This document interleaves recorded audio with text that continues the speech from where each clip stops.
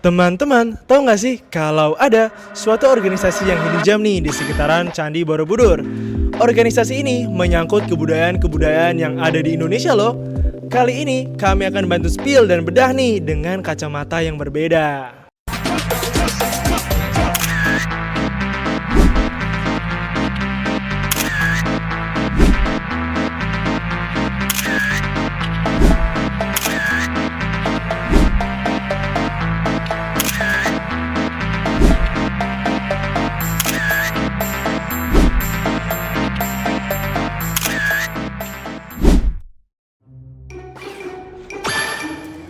Wong-wong saiki kok podo dolanan TikTok wae yo. Opo-opo FOMO, melu-melu wong liyane wae. Oh ya, padahal ki dhewe duwe akeh banget budaya di Indonesia loh. Ya sayangnya banyak banget anak muda udah ngelupain itu. Nek filosofi jone ngene. Wong cowok ojo nganti ilang jone. Beberapa dari kita takut untuk ketinggalan tren dari luar, tapi suka lupa sama identitas kita sendiri. Padahal Indonesia tuh punya DNA budaya Nusantaranya sendiri loh. Itulah mengapa hadirlah Adsanti Foundation. Anyway, sebenarnya apa sih Adsanti itu? Bayangin lur, lokasinya tuh cuma 1 km dari Candi Borobudur loh. Sing tenan. Iya, berdiri di tahun 2020, Adsanti ini dipelopori oleh Ibu Nila Wardani. Saya memilih sesuatu yang fleksibel, kemudian bekerja dengan anak muda dan lintas generasi, lintas institusi, core-nya itu di budaya. Itu dia, dengan menjawab berbagai kegelisahan tersebut, hadirlah wadah kebudayaan bernama Atma Nuswantara Jati yang gampangnya sebut aja Adsanti. Awalnya ini merupakan respon terhadap pandemi, tapi sekarang jadi wadah kebudayaan yang sangat menarik untuk anak-anak muda bisa berekspresi. Adsanti juga punya banyak banget acara loh. Ada Adsanti Music Camp, ada juga Adsanti Youth Camp yang teman-teman muda dari SMP SMA bisa ikut untuk merasakan pengalaman selama beberapa hari bersama Adsanti Muda. Ini dia beberapa cuplikannya. Adsanti Youth keempat. Pemuda berbudaya Indonesia bahagia. Fasilitasnya ada apa aja sih emangnya? Wo yo ojo ditakoni, ake lur. Benar banget, ada yang namanya Bumi Adsanti. Di sana ada pendopo yang dijadikan sebagai collective space, ada panggung terbuka dan tempat untuk beristirahat bagi teman-teman yang berkunjung. Adsanti bukan cuma tempat untuk nari tradisional doang, tapi bagi kami inilah tempat serawung untuk kita bersama. Nah, ini nih guys, poin yang gak kalah penting. Bagaimana bisa ya Adsanti bisa mengatur semua ini sampai bisa sekeren, segokil, segacor sekarang? Jawabannya adalah karena mereka sudah menerapkan sistem yang bernama NPG alias New Public Governance. Waduh, apa tuh NPG? Jadi gini, ini adalah realita Adsanti saat ini nih. NPG itu kuncinya satu kata aja, nggak usah banyak-banyak. Kolaborasi.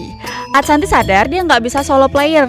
Itulah mengapa Adsanti harus memposisikan diri sebagai konektor antara 3 pihak lainnya. Itu dia, pertama, pemerintah. Lewat Kemendikbudristek bersama dengan Nadiem Makarim, Adsanti mendapatkan legitimasi kebijakan dan juga dukungan program berupa kompetisi musik dan konser lainnya.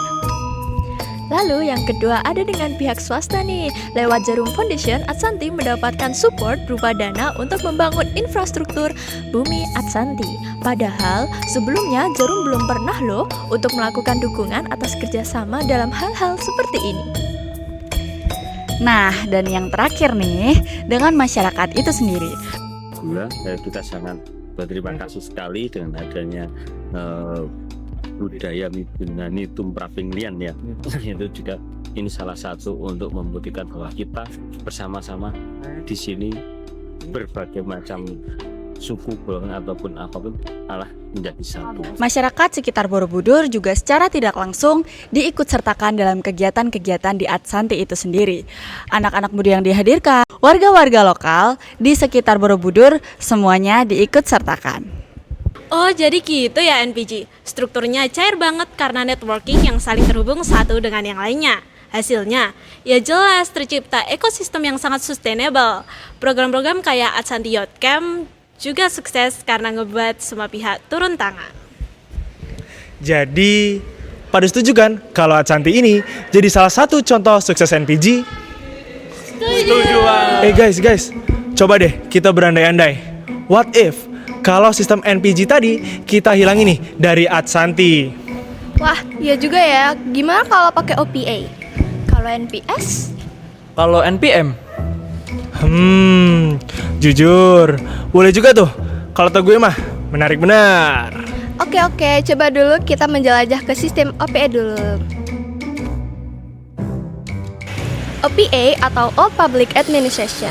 Ibarat OPA itu gaya manajemen zaman bahla. Intinya, mereka memiliki hierarki yang sangat ketat dan juga sangat sentralistik.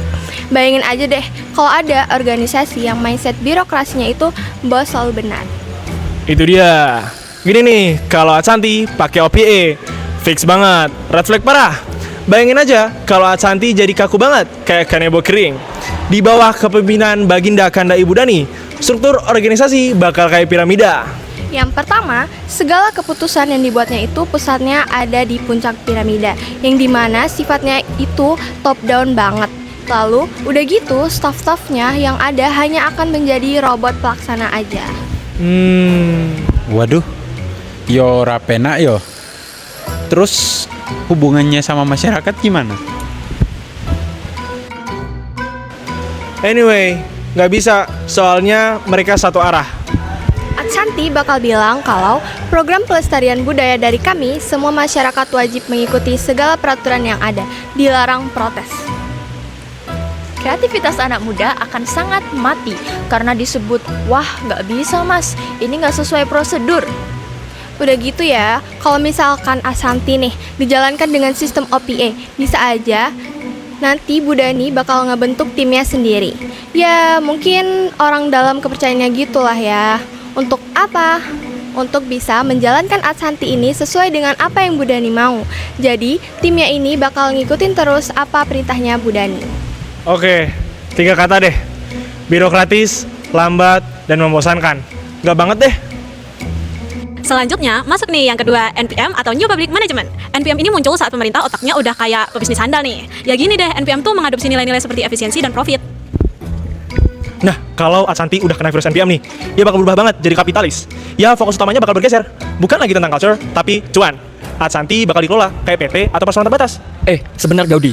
Tapi teman-teman, kalau misal Adsanti dikelola sebagai PT, itu kalau menurut aku itu tidak cocok. Kenapa? Karena PT itu variasinya lebih luas. Jadi, untuk Adsanti sendiri itu lebih cocok dikelola sebagai CV karena spesifik ke kebudayaan gitu. Walah, iya juga ya Bin. Jadi yang sebelumnya Adsanti ini yayasan, bisa tuh bergeser jadi CV atau komunitar Finance Corp. Mau masuk kawasan bumi Adsanti? Bayar dulu, Bos. Mau belajar tari tradisional? Bayar dulu, Bos. Di sini kita bisa ngelihat nantinya Adsanti bisa aja kaya raya, tapi jiwa kebudayaan yang diusung itu akan hilang begitu saja. Budaya jadi barang mewah yang sangat eksklusif. Next, coba. Kalau Adsanti dipakein sistem NPS, gimana ya? NPS atau New Public Service ini merupakan antitesis dari NPM itu sendiri tahu teman-teman. Yap, konsep dasarnya mereka akan hadir dengan dasar untuk menjadi pelayan pengabdi atau serving. Fokusnya juga kepada pelayanan ke citizen loh guys. Oh, oke. Kalau tadi si OPA tuh bikin Adsanti jadi red flag parah. Nah, kalau di NPS ini, Adsanti bakal green flag secara moral nih teman-teman. Budaya-budaya yang ada akan dianggap sebagai hak asasi bagi seluruh masyarakat. Bisa juga loh nantinya program-program dari Adsanti akan gratis dan terbuka untuk siapa aja yang mau berkarya di bidang budaya. Wah, bakal membludak banget gak sih peserta yang ikut kalau gratis? Kapan lagi bisa merasakan belajar dan mendapatkan pengalaman mendalami budaya di sekitar Borobudur, sekaligus bisa datang ke Borobudur secara langsung, tapi nggak pakai biaya apa-apa. Gong sih.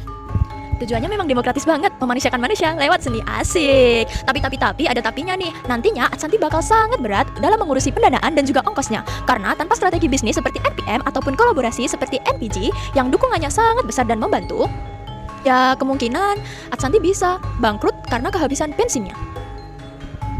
Niatnya emang mulia banget, tapi sustainability-nya akan menjadi tantangan yang sangat berat.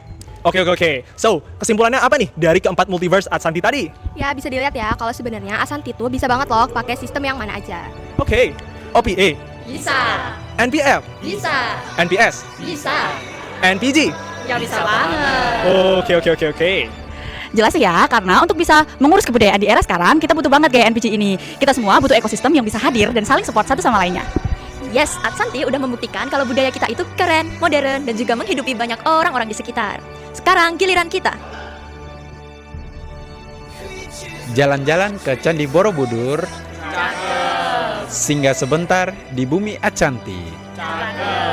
Kalau budaya ingin tetap makmur, kolaborasi NPG adalah solusi yang pasti.